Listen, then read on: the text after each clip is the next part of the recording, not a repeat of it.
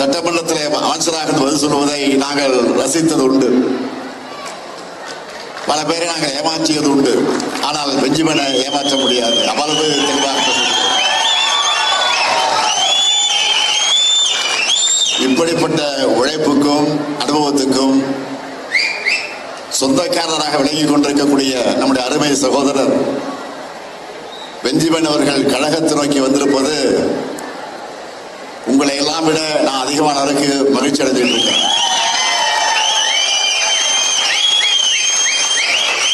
அவர் மட்டுமல்ல, அவரோடு சேர்ந்து இன்று அவர் ஏற்கனவே அண்ணா அறிவாலயத்தில் வந்து முறையோடு உறுப்பினர் பதிவு செஞ்சு என்னை போன்ற நம்முடைய முன்னோடிகள் முன்னிலையில் வந்து சேர்ந்திருந்தாலும் இன்றைக்கு இந்த வட்டாரத்தில் இருக்கக்கூடிய தோழர்களை, தாய்மார்களை, சகோதரர்களை, சகோதரிகளை, இளைஞர்களை எல்லாம் ஒன்று திரட்டி கழகத்தில் இணையக்கூடிய நிகழ்ச்சியாக ஒரு மாபெரும் விழாவாக இந்த வட்டாரத்துடைய திராவிட முன்னேற்ற கழகத்துடைய வரலாற்றிலே பதிவாக இருக்கக்கூடிய ஒரு நிகழ்ச்சியாக இதை நடத்தி கொண்டிருக்கிறார். அதற்காக நான் மீண்டும் மீண்டும் தலைமை கழகத்தின் சார்பில், ஏன் இந்த மாவட்ட கழகத்தின் சார்பில் என்னுடைய இதயபூர்வமான நன்றியை நான் பெஞ்சமின் அவர்களுக்கும் மற்றவர்களுக்கு நான் தெரிவித்துக் கொள்ள விரும்புகிறேன். பொதுவா ஒரு தேர்தல் முடிஞ்சிச்சுன்னா என்ன நடக்கும் தெரியுமா? தேர்தல் முடிஞ்ச உடனே வெற்றி பெற்ற இயக்கத்தை நோக்கி நிறைய பேர் போய் சேர்ந்துருவாங்க. எதிர்கட்சியிலிருந்து விலகி ஆளுங்கட்சிக்கு தான் நிறைய பேர் போய் சேருவாங்க. ஆனா இங்க என்னன்னா,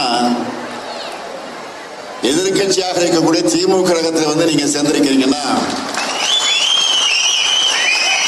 நீங்கள் பதவிக்காக இல்ல, பவுசுக்காக இல்ல, பொறுப்புக்காக இல்ல, நீங்க எல்லாரும் கொள்கைதான் முக்கியம் என்ற உணர்வோடு வந்து சேர்ந்திருக்கீங்க. அதுதான் பாராட்டப்பட வேண்டிய ஒரு விஷயம், உண்மையிலே பெருமைப்பட வேண்டிய விஷயம்.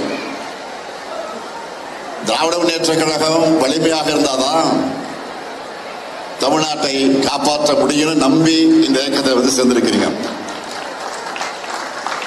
கடந்த 5 வருஷமா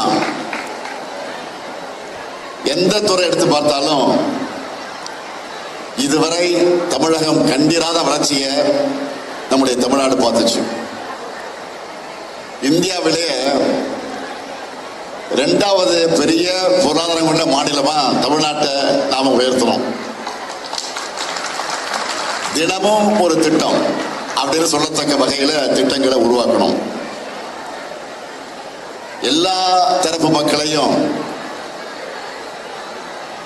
நாம கவரக்கூடிய வகையில திட்டங்களை தீட்டோம். திட்டங்களும் மக்கள் போய் சேர்ந்துச்சு.